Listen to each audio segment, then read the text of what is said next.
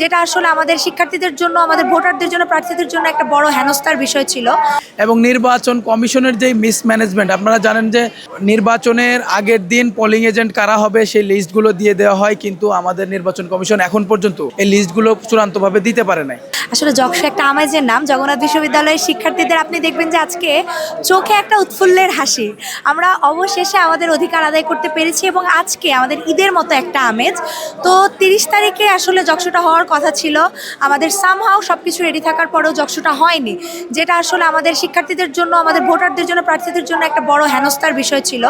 তো সর্বোপরি আজকে আমি দেখছি অনেকেই একটা মিথ ক্রিয়েট করেছিল যে প্রার্থীরা থাকলেও ভোটাররা আসবে না। তবে ইতিমধ্যে দেখতে পাচ্ছি আমাদের গেটের বাইরে কিন্তু একটা বিশাল বড় জনস্রোত আমাদের ভোটারদের, জবিয়ানরা তাদের দায়িত্ব পালন করতে আসছে এবং সারাদিনে আমি মনে করি 70 নয় 90% ভোটই ইনশাল্লাহ কাস্ট হবে। তো সব কিছু মিলিয়ে ভালো লাগছে আমার কাছে। আমি তো প্রার্থী, একটা নার্ভাসনেস অবশ্যই কাজ করছে।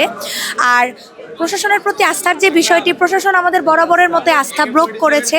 তবে আজকে আশা করছি তারা কিছু করবে না, কারণ অলরেডি শিক্ষার্থীরা তাদেরকে নানা ধরনের নানা আলটিমেটাম দিয়ে দিয়েছে। আর প্রশাসন কিন্তু মূলত শিক্ষার্থীদের জন্য, আমরা শিক্ষার্থীরা না থাকলে প্রশাসন কেন, বিশ্ববিদ্যালয় কেন, কেউই থাকতো না।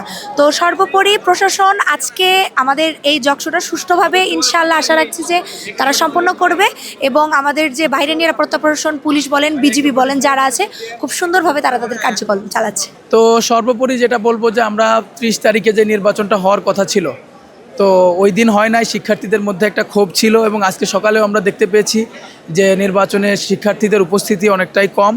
এবং নির্বাচন কমিশনের যেই মিসম্যানেজমেন্ট, আপনারা জানেন যে নির্বাচনের আগের দিন পোলিং এজেন্ট কারা হবে সেই লিস্টগুলো দিয়ে দেওয়া হয়, কিন্তু আমাদের নির্বাচন কমিশন এখন পর্যন্ত এই লিস্টগুলো চূড়ান্তভাবে দিতে পারে নাই। তো এটা আসলে খুবই দুঃখজনক। তবে আইন শৃঙ্খলা পরিস্থিতি যেটা আমরা মনে করছি যে না, আইন শৃঙ্খলা পরিস্থিতি স্বাভাবিক আছে এবং ভোটারের উপস্থিতি সকালের দিকে একটু কম থাকলেও এখন মোটামুটি একটু বেড়েছে। তবে আমরা যতটা আশা করছি ততটা এখন পর্যন্ত আসলে শিক্ষার্থীদের উপস্থিতি আমরা লক্ষ্য করছি না। তবে আমরা আশাবাদী যে সূর্যোদয়ের সাথে সাথে শিক্ষার্থীরাও আসবেন, যেহেতু সকালবেলা অনেক শীত, এই জন্য হয়তো তারা উপস্থিতিটা একটু কম। তবে 11টা বা 11:30টার দিকে হয়তো উপস্থিতি একটু বাড়বে, এই প্রত্যাশা আমরা রাখি। এবং সর্বোপরি যারা আমাদের এইটা দেখছেন, যে আপনারা ভোট দিতে আসেন, জগন্নাথ বিশ্ববিদ্যালয়ের ইতিহাসের অংশ হন। আমাদের যেহেতু প্রথম চক্ষু, কে জিতবে কে হারবে এটা পরের বিষয়, কিন্তু আপনারা ভোট দিতে আসেন এই প্রত্যাশা রাখি।